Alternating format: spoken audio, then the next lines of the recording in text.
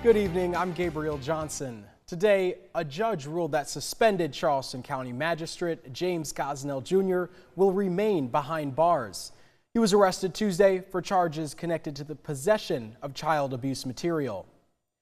This morning, the disgraced judge was on the other side of the bench and in shackles. We're told by the U.S. Justice Department he was taken into custody Tuesday morning after a Homeland Security investigation linked an account known to be associated with Gosnell to a site in the United Kingdom distributing child sexual abuse material. According to the report, Gosnell cooperated with officials and even directed them to a flash drive containing numerous images of children engaged in sexually explicit content. U.S. District Judge Molly Cherry chose not to discuss bond today, despite Gosnell's lawyer pushing for it. After today's hearing, Gosnell was taken back to the Al Cannon Detention Center, where he is currently being held, the same facility as many inmates he put behind bars. His lawyers say it could be a threat to his safety if he is not released, and they're working with the Charleston County Sheriff's Office to keep him safe while he's incarcerated. Been the bond judge on some of the cases that the inmates are there. He's been the preliminary hearing judge on some of the cases that are there. He's issued warrants for some of the people that are there. So there are all sorts of potential problems. So they just have to take good care of him, keep him away from all those potential real problems.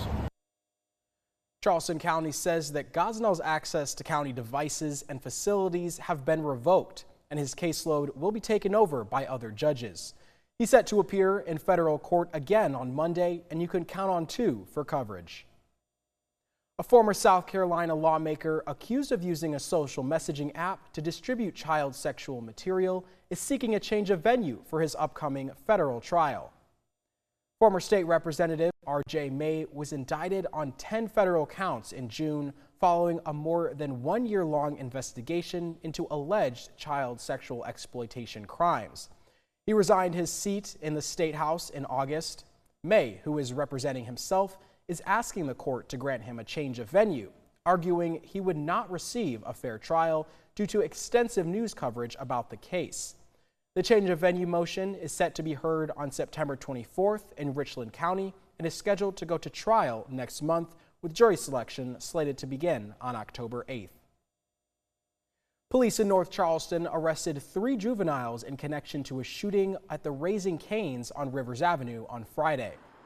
Officers responded to the fast food restaurant where they found a male juvenile had been shot inside the restaurant. We are told that the victim was taken to a nearby hospital for treatment. 2 male juveniles are charged with attempted murder and kidnapping, one of whom also faces charges for possession of a weapon during a violent crime. A female juvenile faces a charge for an accessory before the fact, and all 3 are being charged as juveniles, and you can count on 2 for updates regarding the victim's condition. Tonight, the Walmart Supercenter on St. James Avenue in Goose Creek has resumed operations after a brief response from law enforcement. We're told officials determined it was a hoax incident and there was never any threat. 4 adults are facing charges connected to the murder of 18-year-old Antoine Carmichael after his body was found wrapped in a mattress next to a rural Dorchester County road last month. While Anton's family mourns the loss of their loved one, they plan to continue fighting for justice and keeping his memory alive. According to his mother, Janetha Gray, Antoine was the youngest of 4 siblings and had a great passion for music. Antoine's mother and aunt had him set up for a record to record in studio with a local artist in Africa, and he was setting up his flight right before he was killed. When Janetha first found out about her son's death, she was in Africa waiting for him to join her. She tells us that she was sent a sketch attached to an article about how authorities were trying to identify a body found in rural Dorchester County. And I'm looking at the picture and I know that's my son. The chain that he had around his neck was the chain that his brother gave him. I have video of J-Twan putting the chain around his neck here in our home. The tooth, he has a chip, the tooth chip. I knew that was my baby. 40-year-old Jay Sneed faces several charges, including murder and desecration of human remains. 34-year-old Jessica Williams is also charged with murder and accessory before the fact of desecration of human remains. 2 others have been charged with accessory and desecration of humans. State lawmakers are weighing in on what is and is not acceptable for teachers to post on social media. This comes after several teachers from public universities in South Carolina were terminated because of negative comments regarding Charlie Kirk's assassination. State Senator Mike Reichenbach says the bill would give public colleges and universities the power to terminate employees who promote or condone violence. If the bill is passed and schools fail to enforce the code of conduct, they could lose state funding. While the bill targets higher education, State Superintendent Ellen Weaver is pushing for accountability in K-12 public schools.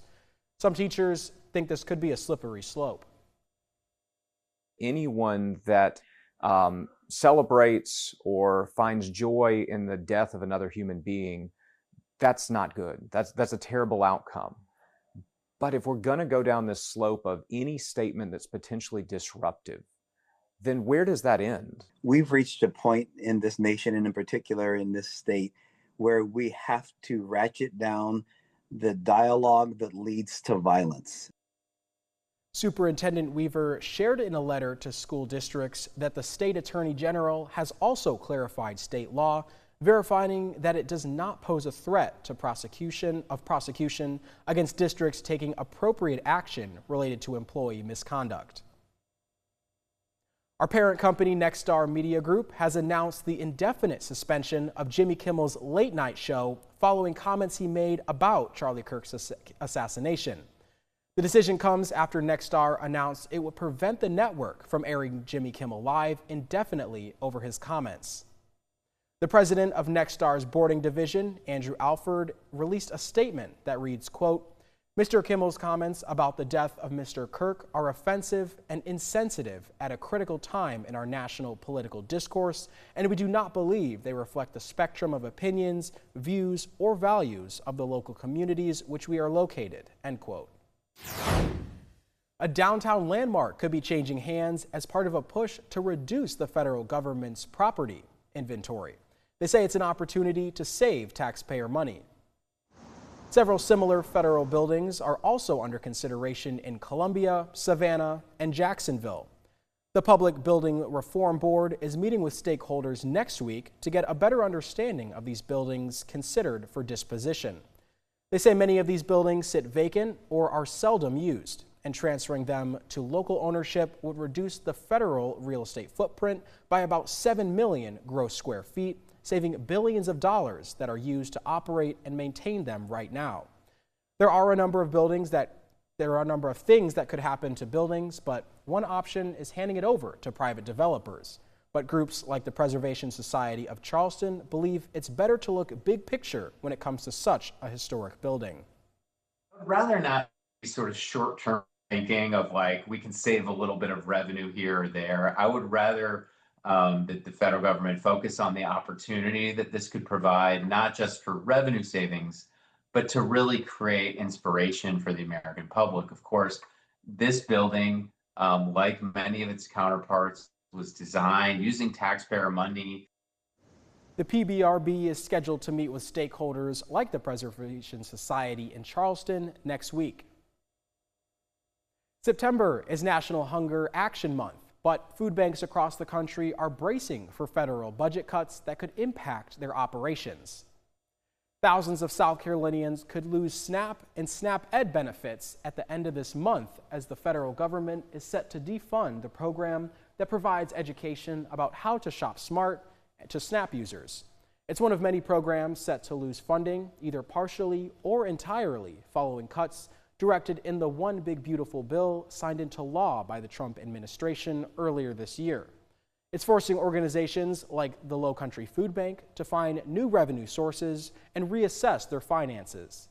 They're also turning to fundraising efforts like this Saturday's Walk to Fight Hunger, which will donate all proceeds to the food bank as they work to ensure they can provide for those thousands of families that they serve and keep programs like SNAP-Ed running.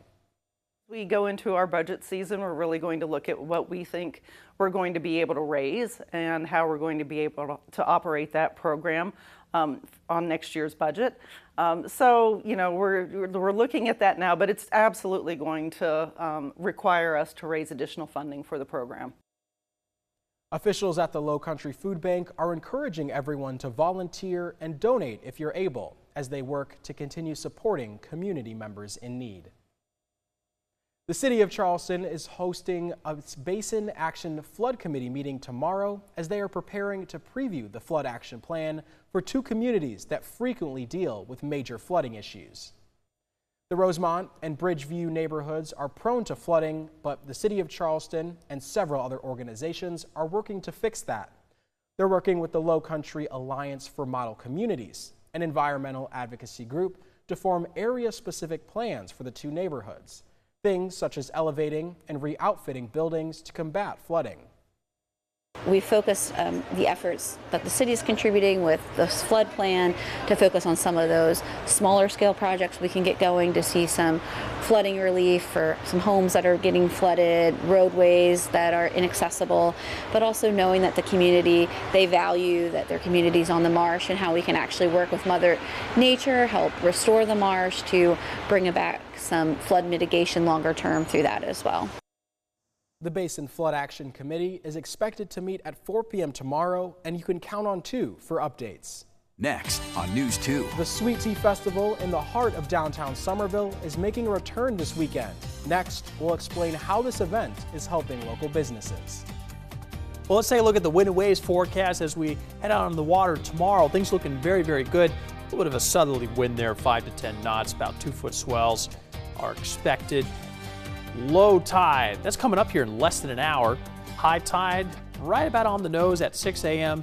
and then low tide on the nose about noon tomorrow.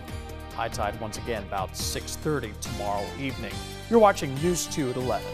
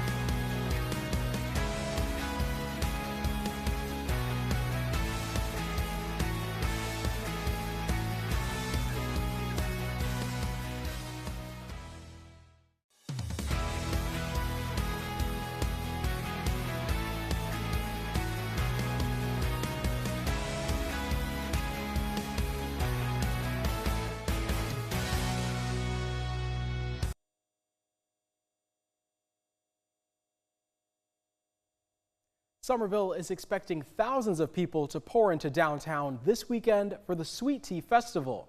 Local leaders say the event is showcasing the town's growth, boosting small businesses, and putting Somerville on the map as a destination. The Sweet Tea Festival is expected to draw thousands to downtown Somerville this weekend. That influx of visitors means more foot traffic for small businesses, packing restaurant shops, and local spots throughout downtown. With that kind of demand, town leaders say they are looking at ways to expand.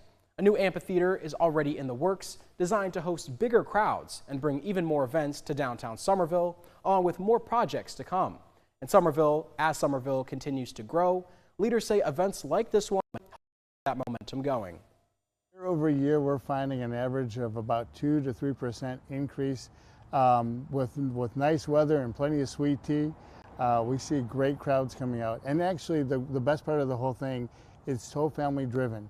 We have young families and folks that have been here for a long time and folks that are new to the area that are coming out and discovering Somerville during the festival itself. Leaders say festivals like this help share Somerville's future, encouraging new residents, new businesses, and more investment into the town's growth. We've had some great weather. Hopefully that keeps up for the Somerville Festival this weekend. Yeah, it's going to be great weather. Great. Make plans, make more plans. Take advantage of the nice weather that we have, because as we get later into September to October, we'll start getting a little cooler, right? It's the time to enjoy that sweet tea. If you like summer-like weather, yeah, now's the time to enjoy that. Here's what we have going on right now. Looking over the Francis Marion Hotel over downtown, seeing those dry conditions, and we're not alone. Large sections of the southeast are seeing that as well. We got some severe weather out towards eastern Colorado, looking at northern Texas there in the Panhandle. We got lots of rain up towards South Dakota and portions of Iowa. Now, as we're rolling forward here, we're likely going to be seeing some chances, very small chances, of isolated pop-ups Thursday afternoon. Vipercast showing a lot more than I think we'll actually have. It's been enthusiastic about these pop-up thunderstorms last couple of days. Have you seen any?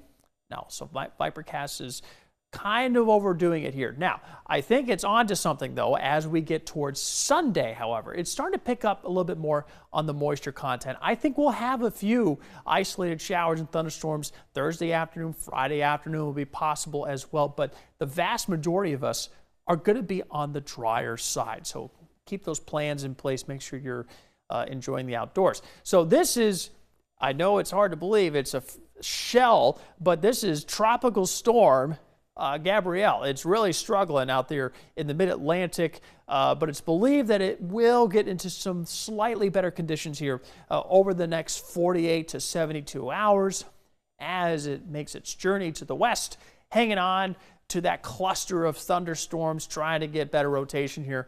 And by the time it gets to areas just south of Bermuda, it's expected to take a rightward turn. So that's good news. Unless you're in Bermuda, you're just keeping an eye on this. Even so, Bermuda, it may even miss that to the right. Then we have another system. Yes, this is a separate system. Another wave coming off the West African coast. This is likely going to get a little better organized here as we get towards early next week, and we might see something out of it. Might. There's some ingredients there that could see a depression, but where it's going at this point, that's almost 2 weeks out at this point. So we'll just keep an eye on it. Everything's on the back burner. We're doing really, really well. We're at the height of tropical season, and we're having one of the quietest years since 1939. Wow. To Your Health, sponsored by Dr. Sunny O Plastic Surgery and Med Spa. Flu season is just around the corner, and if you haven't been vaccinated yet, now is a good time to get one. It's very important to get the influenza vaccine, both in the U.S. as well as in the rest of the world. Influenza is a major cause of mortality and morbidity.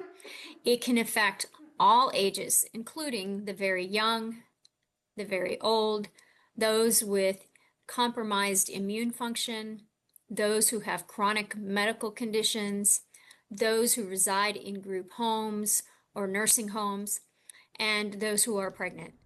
Dr. Naya Villas is a family medicine physician who says while the flu vaccine doesn't prevent the virus entirely, it can help reduce the severity of symptoms and the amount of time you're sick. It also helps protect people around you who may not be able to be vaccinated, like babies or people who have a weakened immune system.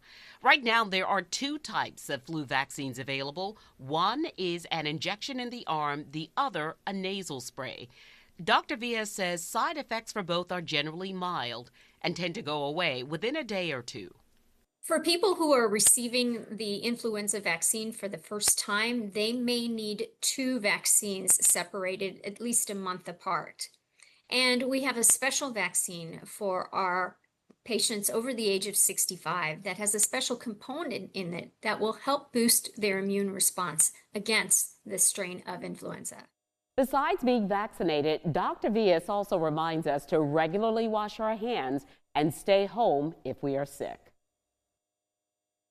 Next on News 2. The SEC has released their first availability report of the week. What is Lenore's Sellers' status against Mizzou? Find out next in sports.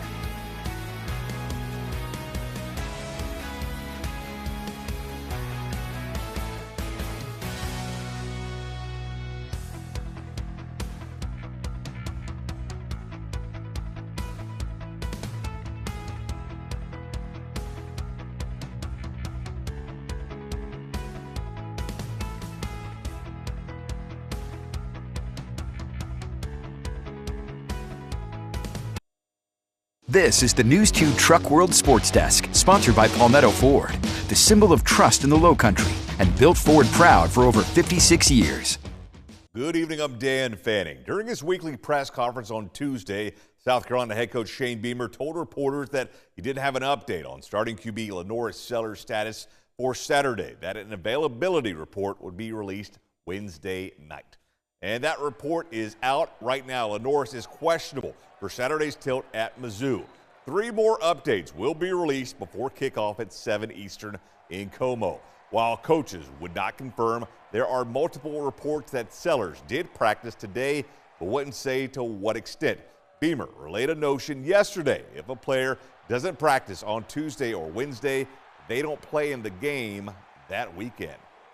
I don't care who you are, that if you don't get out there and practice on Tuesday and Wednesdays especially, it's really tough to just practice on Thursday. Practice on Thursday is important here, but it's a little bit of a shorter day, and the bulk of your game plan is in on Tuesday and Wednesday. So whether you're an offensive player, defensive player, special teams player, we need to be able to see you do something on Tuesday and Wednesday. If Sellers can't go, Luke Doty is penciled in as the starter. As for Clemson starting QB Cade Klubnik, after a 1-2 start to the season, he's confident his guys will turn it around because they're a veteran team and they've done it before. The next step is still to get all 11 guys doing their job on offense. An emphasis in practice this week, leading up to Syracuse on Saturday, has been addressing the small details that can win or lose games. Just looking at this last game, if we had 2 or 3 plays back from the last game that was just fundamental stuff that's nothing special, nothing crazy, that we just didn't do well, I think that we win the game. And so just get back to the fundamentals of what we do and why we do things in practice that have to translate to the game. To minor league baseball, former Gamecock and Somerville great Cole Messina was named a Northwest League All-Star this afternoon. In 107 games with the Spokane Indians, Messina led the league catchers in innings, assists, runners caught, stealing, and caught stealing rate. Cole was recently promoted to Double-A Hartford in the Colorado Rocky organization. And 2 River Dogs were named to the Carolina League All-Star team, starting pitcher Jose Urbina and outfielder Theo Gillen. In 19 starts with the R-Dogs this season, Urbina was 7-2 with a 2.05 ERA. Rays 2024 first-round pick Gillen hit .267 this season with 5 long balls, 18 RBI, and a team-high 36 stolen bases. And speaking of the River Dogs, and the Joe CFC will host South Carolina in a fall scrimmage this November the 6th, slated for 6 p.m. That's a look at sports. Brand has one more check of your forecast when we come right back.